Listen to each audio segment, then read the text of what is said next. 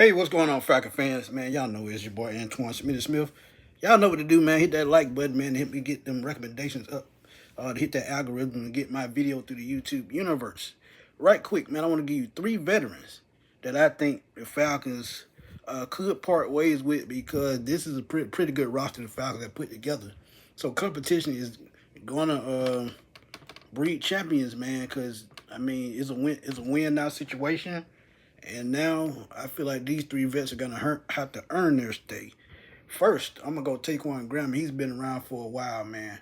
Taekwon to me was one of the better run stoppers his first couple of years in the league, but injuries caught up to him the last couple of years.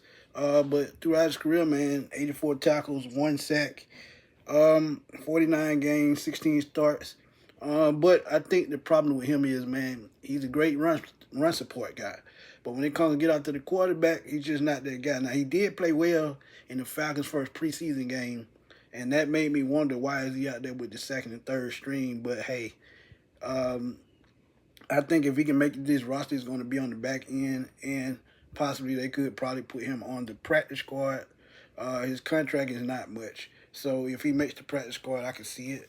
But if he gets released, I can also see that because, like I said, this is an aggressive team. Yes, he's a good run stopper, but he's not one of those guys that constantly gets after the quarterback.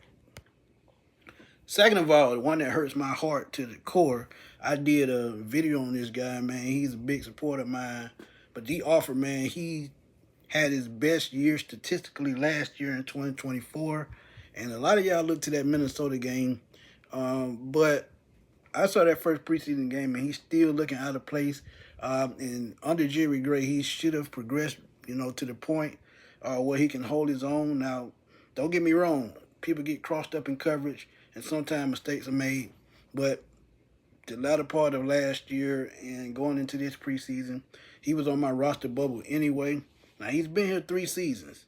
And even, like I said, last year, career year, 83 tackles, one sack, a forced fumble, and 11 pass breakups because he was targeted a lot.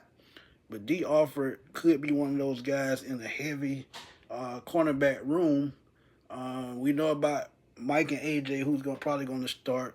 Then you look at Nickelback, which I think is his corner. We saw Billy Bowman fly all over the field for first preseason game. Mike Ford, who's a solid starter slash special teams guy, and we talk about that all the time. So where would he fit in? Because you got to think about Clark Phillips as well.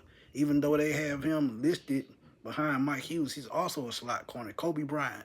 I can go on and on. But these last two games are going to be important for D. Offer to make this squad.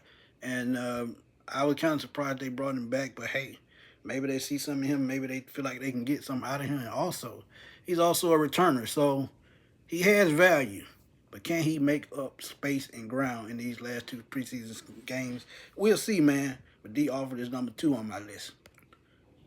This is going to come quite as a shocker, man, and it's only because of one thing I just talked about previously, and that's special teams. The Falcons have a lot of versatile guys as far as special teams, offense and defense, but Jamal Agnu, who missed most of last year with an injury, they signed him to a 1-year deal, but I still feel like he can be on the roster boat because Kadera Hodge and DJ Chark, who they just brought in, could be more stellar candidates. You talk about Casey Washington. We don't even have to talk about Darnell Mooney, Drake London, and Ray McLeod, who's also a special teams guy. So special teams is going to be deep on this team, and you got to look at the wide receiver room as well.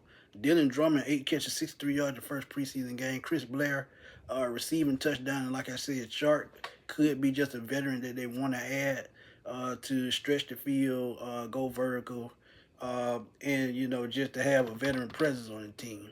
But Jamal Agnew, who's actually a Pro Bowler, AP first team his rookie year as a returner. So he has the accolades to stay, but I feel like this wide receiver room is going to be too deep in other guys, such as I said with D. Alford, Kadera Hodge. These guys can play special teams very well, and that could make him a casualty as far as making this roster. But those are my 3 guys that I want y'all to look out for. 3 vets that I feel like could be in jeopardy of not making this team. But y'all give me y'all players y'all think could be a casualty of a deep roster and a surprise. Throw a surprise in there.